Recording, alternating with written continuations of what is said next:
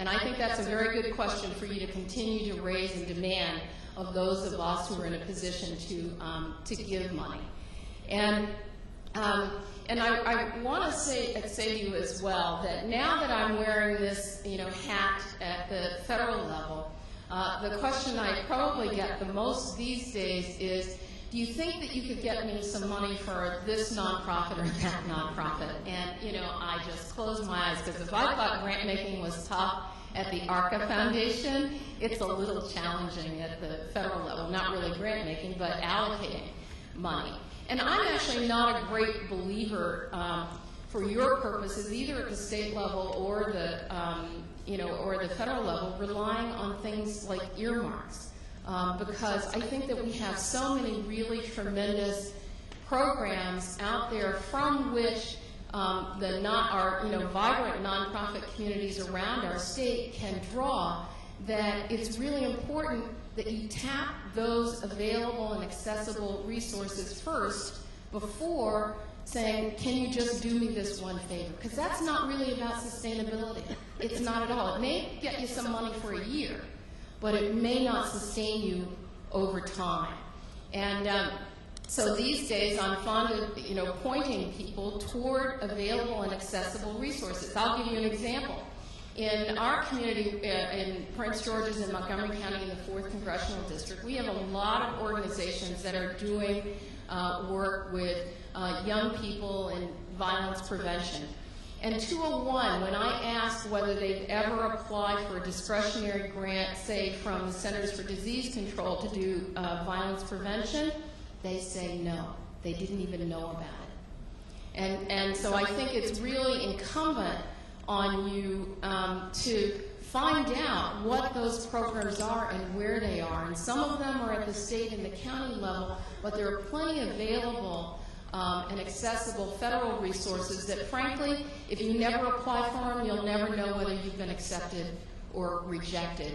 And as I said before, I mean, my theory about rejection, having been rejected so many times, there was one time I started a program, and I actually used to hang the rejection letters on my wall just to remind me of how many times I was rejected. I mean, there's probably some whole psychoanalysis thing that goes into that. But it was a reminder to me that you just have to keep applying and applying and applying and making your case and getting your meetings and talking about your work. And then in the end, you actually have to do the work and to be accountable for it. And I think sometimes, I know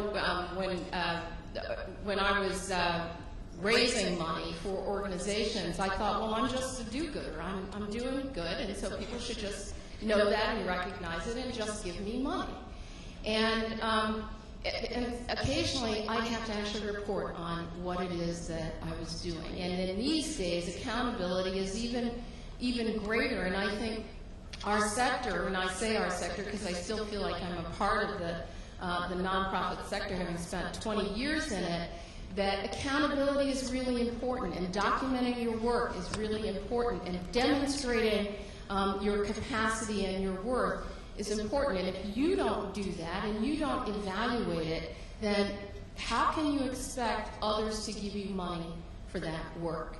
And how can you expect to be competitive in the field? And I think that there ought to be an expectation of partnership. I believe in partnership.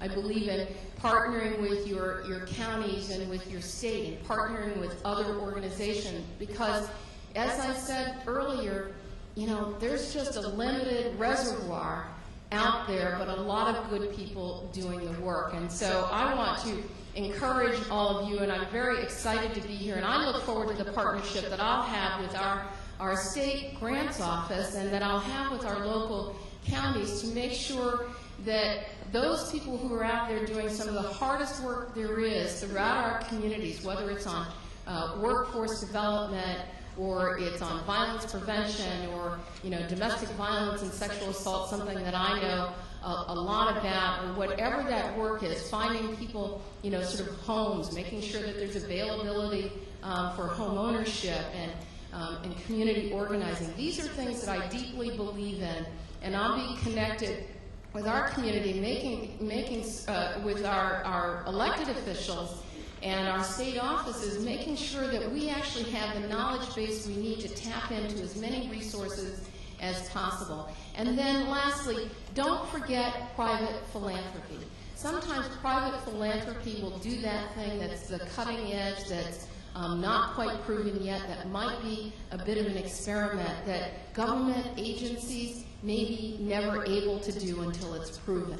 And I will leave you with this. At the ARCA Foundation, when we were founded, Nancy Susan Reynolds, who started the foundation, she wrote a really interesting note to herself that's in our historical documents that describes why she wants to do philanthropy, private philanthropy. And what she said in that, and I'll just paraphrase, is that the role of private philanthropy is to do the things that government cannot or is unwilling to do at the time, and to challenge government to do what it should do for people. The role of philanthropy is not to substitute for government, but it is to augment government.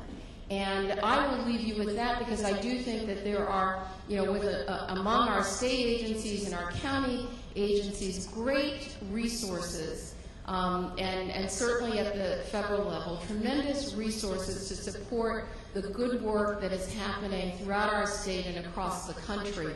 And our job is to make those resources work for our community, and then to tap into our private and philanthropic sector to fill the gaps and the needs. And so I wish you a successful rest of your conference, and I thank you very much for being patient with my schedule this morning, and I welcome you also to Prince George's County. Thank you.